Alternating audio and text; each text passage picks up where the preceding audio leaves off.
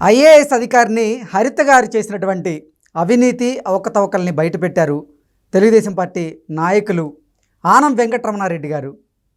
ఆనం వెంకటరమణారెడ్డి గారు హరిత గారు చేసినటువంటి అవినీతిని బయటపెట్టడంతో హరిత గారి పోస్టింగ్ ఊస్టింగ్ అయ్యింది అనేటువంటి వార్తలు వస్తున్న నేపథ్యంలో అసలు ఈ అంశంలో ఏం జరిగింది అనేది మనం విశ్లేషణ చేసుకునేటువంటి ప్రయత్నం చేద్దాం. ప్రస్తుతం మనతో పాటున్నారు ప్రముఖ రాజకీయ విశ్లేషకులు, ప్రముఖ సీనియర్ జర్నలిస్ట్ సిఎస్ రావు గారు. సార్తో మాట్లాడదాం.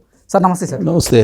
ప్రముఖ ఐఏఎస్ అధికారిని హరిత గారు చేసినటువంటి అవినీతిని అవకతవకల్ని ఆనం వెంకటరమణారెడ్డి గారు బయటపెట్టారు. ఈ నేపథ్యంలోనే ఆవిడ అనంతపురం జిల్లాకి కలెక్టర్గా వెళ్ళబోతున్నటువంటి నేపథ్యంలో ఆవిడ కలెక్టర్గా బాధ్యతలు తీసుకోకముందే ఆవిడ పోస్టింగ్ ఊస్టింగ్ అయింది అనేటువంటి వార్తలు వస్తూ ఉన్నాయి.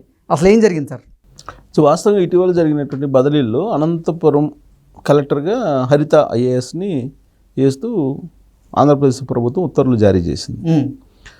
జారీ చేసినటువంటి క్రమంలో ఆమె కలెక్టర్గా బాధ్యతలు స్వీకరించడానికి వెళ్తున్నటువంటి సమయంలో వెళ్ళడానికి కొన్ని గంటల ముందు ఆనం వెంకటరమణారెడ్డి అలియాస్ నల్లబాలు అంటారు ఆయన్ని.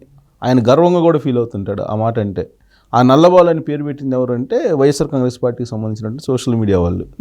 అందుకే వాళ్ళని నల్లబాలు అన్నందుకు ఆయన గర్వంగా ఫీల్ అవుతున్నానని చెప్పి కూడా వాళ్ళకి చెప్తూ ఉంటాడు. సో ఆనం వెంకటరమణారెడ్డి ఈవిడ యొక్క జగన్మోహన్ రెడ్డి భక్తి ఏ విధంగా ఉంది ఈవిడికి అనేదాన్ని బయటపెట్టారు. ఆయన వైఎస్ఆర్ కాంగ్రెస్ పార్టీ అధికారంలో ఉన్నప్పుడు తిరుపతి కార్పొరేషన్లోనూ ఆ తిరుపతి ఏరియాలోనూ పనిచేశారు ఈవిడ ఐఏఎస్ అధికారిగా. పనిచేసినప్పుడు ఆవిడ ఏమేం చేశారనేది మొత్తం లిస్టు మొత్తం బయటికి తీసి ఆయన బయట పెట్టారు. బయట పెడితే జగన్కి వీరభక్త ఐఏఎస్లో ఆవిడ ఒకళ్ళు అని చెప్పి ఎలివేట్ చేశారు. ఎలివేట్ చేసినటువంటి క్రమంలో అది సోషల్ మీడియాలో బాగా ట్రోల్ అయ్యి అటు తిరిగి లాస్ట్కి సీఎం ఆఫీస్ దాకా వెళ్ళింది. ఆనం వెంకటరమణారెడ్డి గారు ఏం మాట్లాడినా కానీ సోషల్ మీడియాలో బాగా పేలుతూ ఉంటాయి. వైఎస్ఆర్సీపీ నాయకులకి సింహ స్వప్నంగా గారు కూడా ఈయన ఉంటారు. ఏమైందిరా అనేటువంటి వీడియో ఇప్పటికి కూడా సోషల్ మీడియాలో చక్కర్లు కొడుతూనే ఉంటుంది. ఇప్పుడు అదే స్టైల్లో ఈ అవినీతిని కూడా బయట పెట్టారు. ఈవిడ మీద వచ్చినటువంటి ఆరోపణలు ఏమేమి ఉన్నాయో, అప్పట్లో జగన్కి వీరభక్త ఐఏఎస్గా ఏ విధంగా పనిచేశారో ఈవిడ పుట్టుపూర్వతలను మొత్తం బయట పెట్టేశాడు. బయట పెట్టగానే ఆ వీడియో అలా అలా అలా తిరుగుతూ జగన్మోహన్ రెడ్డి లాగా చెప్తుంటారు. అలా సీఎం ఆఫీస్కి చేరింది ఆ వీడియో. సీఎం ఆఫీస్కి చేరగానే సీఎం ఆఫీస్లో చూసి అందరూ బిత్తరపోయారు. వాస్తవంగా ఈ మధ్యకాలంలో జరిగినటువంటి బదిలీల్లో కానీ లేదా తెలుగుదేశం పార్టీ తీసుకుంటున్నటువంటి కొన్ని నిర్ణయాల్లో కానీ వైఎస్ఆర్ కాంగ్రెస్ పార్టీకి సంబంధించినటువంటి వాళ్ళ ప్రమేయం పరోక్షంగా ఉంటుంది అనేటువంటి అభిప్రాయం చాలా సందర్భాల్లో వ్యక్తమైంది. ఒక రకంగా ఈ వెంకటరమణారెడ్డి లాంటి వాళ్ళు ఉండడం కూడా తెలుగుదేశం పార్టీకి చాలా మంచిది. వాచ్ డాగుల్లాగా వ్యవహరిస్తున్నారు. వాచ్ డాగ్స్ అంటారు కదా, వాచ్ డాగుల్లాగా వ్యవహరిస్తున్నారు. తెలుగుదేశం పార్టీలో ఉండేటువంటి కొంతమంది కూడా ఎప్పటికప్పుడు సోషల్ మీడియాలో పెడుతూ అలర్ట్ చేస్తూ ఉన్నారు సీఎం ఆఫీస్ని. సరే, ఇంత పెద్ద వ్యవస్థలో తప్పులు జరగడం అనేది సహజం. కొన్ని సందర్భాల్లో తప్పులు జరగచ్చు. కానీ వాటిని అలర్ట్ చేస్తే కనుక అప్రమత్తం చేస్తే సరిదిద్దుకునేటువంటి అవకాశం ఉంది. లేదా ఆవిడ కలెక్టర్గా అపాయింట్ అయ్యి అక్కడ పోయి ఛార్జ్ తీసుకున్న తర్వాత ఇమీడియట్గా అయితే మళ్ళీ బదిలీ చేయలేరు కదా. ఆవిడ ఛార్జ్ తీసుకోకముందే ఈ వీడియో ఆయన చేశాడు. దాంతో ఆవిడ అనంతపురం వెళ్ళి ఛార్జ్ తీసుకునే టైంకి ఆవిడకి మళ్ళా మీరు అక్కడి నుంచి బదిలీ అయిపోయారు, అంటే ఆ ఉత్తర్వులు రద్దు చేస్తున్నామని చెప్పి చీఫ్ సెక్రటరీగా ఉన్నటువంటి నీరబ్ కుమార్ ప్రసాద్ మళ్ళీ జిఏడిలో మీరు జిఏడికి రిపోర్ట్ చేయండి అని చెప్పి మళ్ళీ ఫ్రెష్ ఉత్తర్వులు పంపించారు. దాంతో ఆవిడ జిఏడిలో రిపోర్ట్ చేయాల్సినటువంటి పరిస్థితి ఏర్పడింది. అంటే అంత అథెంటికేటివ్గా ఆనం వెంకటరమణారెడ్డి తన వీడియోని చేయడంతో పాటు ఆవిడ ఏ విధంగా జగన్ వీరభక్త ఐఏఎస్గా వ్యవహరించారు అనేది ఎలివేట్ చేశారు. ఆ విధంగా ఎలివేట్ చేయగలిగి ఉండాలి తెలుగుదేశం పార్టీలో ఉండేటువంటి లీడర్లు కూడా. చాలా బదిలీల్లో కానీ లేదంటే ఈ కేసుల విషయంలో కానీ చాలా తప్పిదాలు జరుగుతూ ఉన్నాయి. వాటన్నిటిని ఎలివేట్ చేసినందువల్ల తెలుగుదేశం పార్టీ లేదంటే తెలుగుదేశం పార్టీ అధిష్టానం బాధపడాల్సిన అవసరం లేదు. ఇప్పుడు రీసెంట్గా లోకేష్ని కొంతమంది వైఎస్ఆర్ కాంగ్రెస్ పార్టీ వాళ్ళు పవర్ బ్రోకర్స్ కలవడం జరిగింది. అందరూ ఆంధ్రప్రదేశ్లో ఉండేటువంటి వాళ్ళు లేదా తెలుగు వాళ్ళు అందరూ కూడా అందరికీ తెలిసి ఉంటారు. వాళ్ళు ఎవరెవరు జగన్మోహన్ రెడ్డి దగ్గర పవర్ బ్రోకర్స్గా వ్యవహరించారు, ఎవరెవరు ఎంత సంపాదించారు అనేది అందరి గురించి తెలియదు. మెయిన్ ఫోకస్ ఉండే వాళ్ళు మాత్రమే తెలుస్తారు ఎవరికైనా. సో లోకేష్ కూడా అంతే, మెయిన్ వాళ్ళు మాజీ మినిస్టర్స్, మాజీ ఎమ్మెల్యేలు, వాళ్ళ గురించి మాత్రమే తెలుసుకునేటువంటి అవకాశం ఉంది. కానీ ప్రతి కార్యకర్త, ప్రతి పవర్ బ్రోకర్స్ ఎవరెవరు ఉన్నారు అనేది ఆయనకి తెలియదు. సహజంగా ఆయనకి కదా, ఎవరికైనా తెలియదు.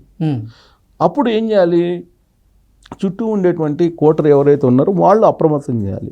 వాళ్ళు కూడా అప్రమత్తం చేయనప్పుడు తెలుగుదేశం పార్టీకి సంబంధించినటువంటి లీడర్లు ఎవరైతే ఉన్నారో వాళ్ళు వాచ్ డాగ్స్ లాగా ఉండి ఇలాంటివన్నీ ఎలివేట్ చేయాలి. ఎలివేట్ చేసినప్పుడు ఇమీడియట్గా జరిగినటువంటి తప్పుని రెక్టిఫై చేసుకునేదానికి అవకాశం ఉంది. లేదంటే భారీగా డ్యామేజ్ జరిగేటువంటి అవకాశం ఉంది. పరిపాలనలో డ్యామేజ్ జరిగే అవకాశం ఉంది, పార్టీ పరంగా డ్యామేజ్ జరిగేటువంటి అవకాశం ఉంది. కాబట్టి వెంకటరమణారెడ్డిని ఒక రకంగా అప్రిషియేట్ చేయాలి ఇలాంటి బయట పెట్టినందుకు. ఇటీవల కాలంలో రోజాకు సంబంధించినటువంటి తిరుమల తిరుపతి దేవస్థానంలో ఆయన చేసినటువంటి భోగోతాలన్నీ కూడా ఆయనే బయట పెట్టాడు. అసలు రోజా గురించి అయితే అనేక ఎపిసోడ్లు చేశాడు ఆయన, చాలా ఎపిసోడ్లు చేశారు. ఆ చేసినటువంటి ఎపిసోడ్లో బాగా హైలైట్ అయినటువంటి ఎపిసోడ్ తిరుమల తిరుపతి దేవస్థానం. తిరుపతి తిరుపతి దేవస్థానంలో ఎన్ని టికెట్స్ తీసుకెళ్లారు, ఎంతమందిని తీసుకెళ్లారు, ఒకే నెంబర్ తోటి ఆవిడ ఎన్నిసార్లు తిరుమల తిరుపతి దేవస్థానం వెంకన్నను దర్శించుకోవడానికి వెళ్ళారు, ఈ లెక్క మొత్తం కూడా ఆయన బయటికి తీశారు.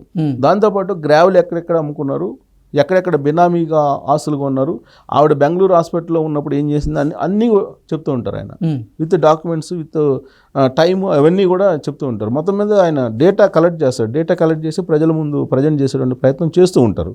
ఇప్పుడు కూడా హరిత IAS గురించి కూడా ఆయన చేసినటువంటి వీడియో, ఇచ్చినటువంటి సమాచారం, దాన్ని పరిశీలించిన తర్వాత సీఎం ఆఫీసు ఆవిడ కలెక్టర్గా అనంతపురంలో పనికిరారు అనేటువంటి ఉద్దేశంతో ఆవిడని మళ్ళా GADకి రిపోర్ట్ చేయమని చెప్పి ఉత్తర్వులు జారీ చేయడం అనేది తెలుగుదేశం పార్టీకి సంబంధించినటువంటి వాళ్ళు అప్రిషియేట్ చేస్తున్నారు, అనంతపురంలో ఉండేటువంటి వాళ్ళు. లేదంటే ఆవిడ అపాయింట్మెంట్ని తెలుగుదేశం అనంతపురంలో ఉండేటువంటి వాళ్ళు చాలామంది అభ్యంతరం పెట్టారు.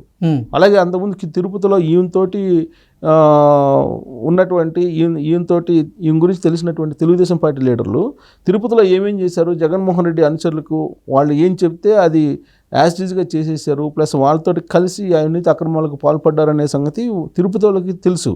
అది అనంతపురం వాళ్ళకి చేరేస్తారు కదా జనరల్గా.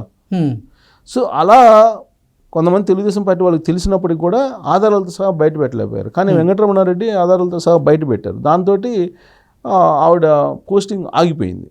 సో ఇలా మనం తీసుకుంటే కనుక ఈ 2 నెలల కాలంలో అటు IASలు IPSలో బదిలీల విషయంలో దాదాపు 2-3 కొంచెం మిస్ఫైర్ అయినాయి.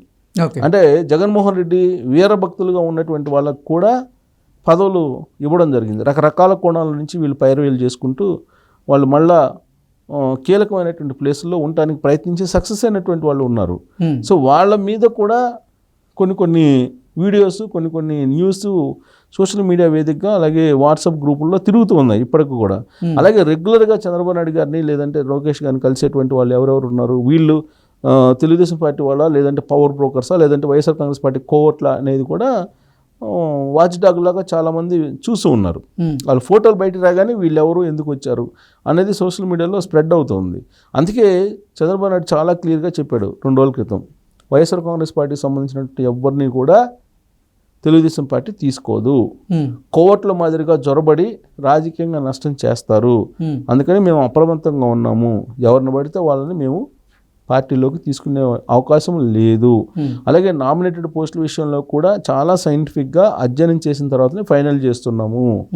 ఆ లిస్టు బయటకు వచ్చిన తర్వాత అందరూ అభినందిస్తారు అనేటువంటి విషయాన్ని కూడా ఆయన ఆగస్టు 15వ తేదీన నామినేటెడ్ పోస్టులు అనౌన్స్ చేయబోతున్నారు అనేటువంటి వార్తలు గతంలో చాలాసార్లు వినపడ్డాయి. ఏంటి సార్, ఆగస్టు 15 రోజు కూడా వచ్చేసింది, నామినేటెడ్ పోస్టులకు సంబంధించినటువంటి జాతర మొదలైంది అంటూ కూడా కొన్ని వార్తలు వినపడిన నేపథ్యంలో ఆ రకంగా ఆంధ్రప్రదేశ్ ప్రభుత్వం ఈరోజు నిర్ణయం తీసుకోబోతుందా ఏమన్నా అంటే ఏం చెప్తారు? ఇప్పుడు ఆ స్పీచ్లో చంద్రబాబు నాయుడు చెప్పారు కదా, ఇవాళ త్వరలో నామినేటెడ్ పోస్టులు వస్తాయి అని చెప్పి. త్వరలో అంటే ఇవ్వాలని కాదుగా, రాబోయేటువంటి రోజుల్లో త్వరలో అన్నారు. త్వరలో అంటే నెక్స్ట్ వీక్ కావచ్చు, లేదా ఈ నెలాఖరికి కావచ్చు.